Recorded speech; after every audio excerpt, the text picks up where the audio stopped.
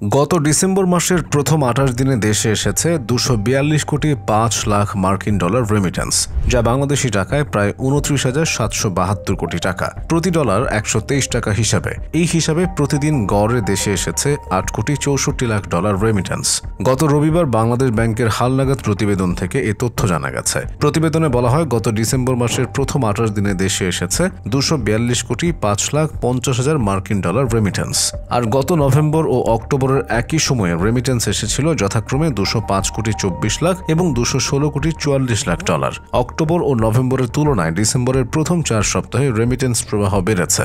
ডিসেম্বরের প্রথম 4 সপ্তাহে রাষ্ট্র মালিকানাধীন ব্যাংকগুলোর মাধ্যমে এসেছে 68 কোটি 95 লাখ 80 হাজার মার্কিন ডলার। এছাড়া বিশেষায়িত ব্যাংকের মাধ্যমে 9 কোটি 26 লাখ 90 হাজার ডলার, বেসরকারি ব্যাংকের মাধ্যমে 163 কোটি 13 লাখ 60 হাজার ডলার এবং বিদেশি খাতের ব্যাংকগুলোর মাধ্যমে এসেছে 69 লাখ 20 হাজার ডলার রেমিটেন্স।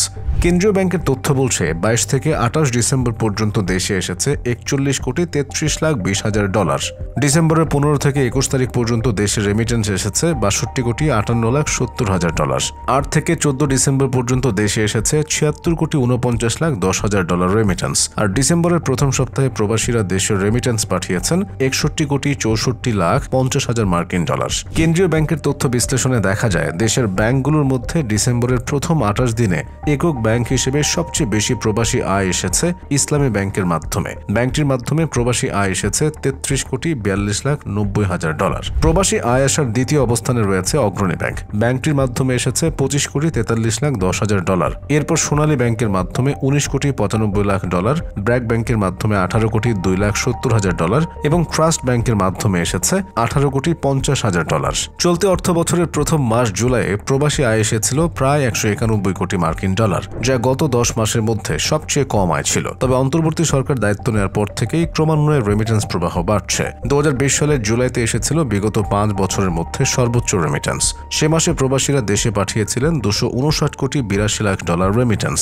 এদিকে ব্যাংকিং খাত দ্রুতই ঘুরে দাঁড়াবে বলে আশা প্রকাশ করেছেন বাংলাদেশ ব্যাংকের governor doctor Ahsan H Mansur.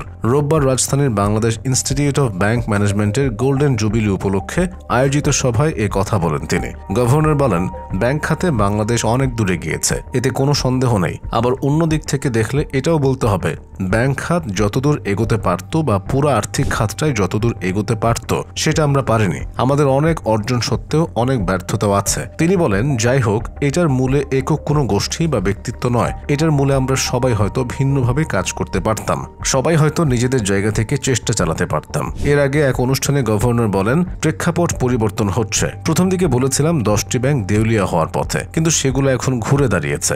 Bank খাতের ধস নিয়ে অনেকেই চিন্তিত ছিলেন, সেখান থেকে ব্যাংকগুলো যে ঘুরে দাঁড়িয়েছে সেটাই বড় বিষয়। এখন আর এগুলো পড়ে যাবে না। একটিকে বাদ দিয়ে বাংলাদেশের অর্থনীতি আগাতে পারবে না।